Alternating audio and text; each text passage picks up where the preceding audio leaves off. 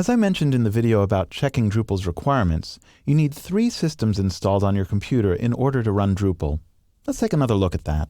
First, Drupal is written in the PHP language, so you need a PHP interpreter installed. Second, the data goes into a database, so you need some sort of database program.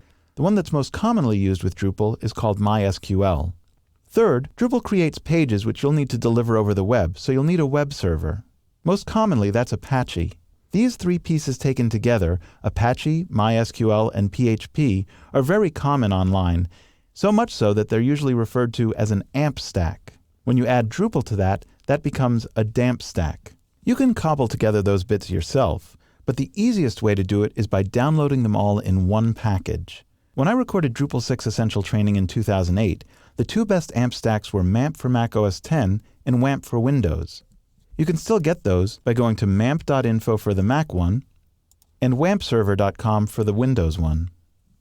But both of these had problems. Fortunately, there's now a version that's specially tuned to run Drupal. It's called the Acquia Drupal Stack Installer for both Windows and Mac, and it's also known as DAMP. It's a full AMP stack plus a special version of Drupal called Acquia Drupal. You can get DAMP at acquia.com/downloads. Now, after we install it, there'll still be 2 more steps before we actually have Drupal running the way we want it. The first step is to replace the Acquia version of Drupal that comes with DAMP with the core version of Drupal from Drupal.org.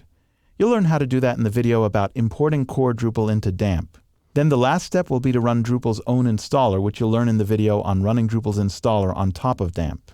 Anyway, let's get started. First, we go to acquia.com/downloads and look for the stack installer for our platform. In our case, that's Windows, so we're already there. And click Download Now. Then Save File. That'll take a little while, and then we'll put a file into your downloads location, which in my case is on the desktop. Once it's there, go to your download location and double-click the file. Now we start stepping through the Acquia Drupal Stack installer. Whenever we want to go to another screen, we just click Next.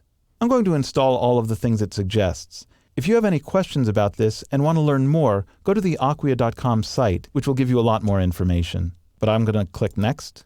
Review the components that'll be installed. Yep, all looks good to me. And then, of course, look through the license agreement and decide whether I want to accept it. Incidentally, this agreement doesn't give specifics. Instead, it points you to the licenses for all of the different pieces that'll be installed. All of them are open source software, by the way, and they're very liberal licenses. If you want to take a look at them, of course, just go to their locations on the web. I'll just say, yes, I want to accept it, and click Next. If you want, you can change where your site is going to be installed.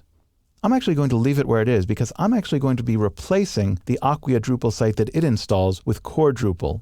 However, if you remove the one that it creates, then the stack will not start. So I just leave it where it is, let it find it where it expects it, and click Next.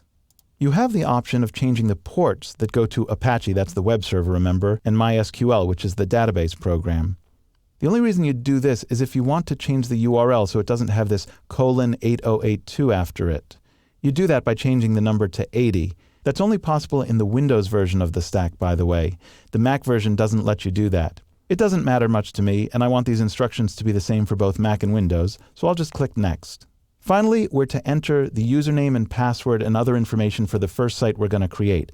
Again, I'm going to replace that site, so it doesn't matter what I put in here, but I do have to put in something. So just for consistency's sake, I'll make username admin, password will be Drupal, as it is throughout the course, and an email address. And click Next. We confirm exactly what we're doing, yes, I like that, and click Next to finish the process. Now the installer starts doing its work. This will take a few minutes. When done, click Finish. If you leave this box checked, it'll launch the control panel, which I usually like to do, and I'll do that here now. You see the stack starting? And now we're ready. Both Apache and MySQL are running. To see the site we've installed, click Go to My Site. That brings up your browser, and there it is.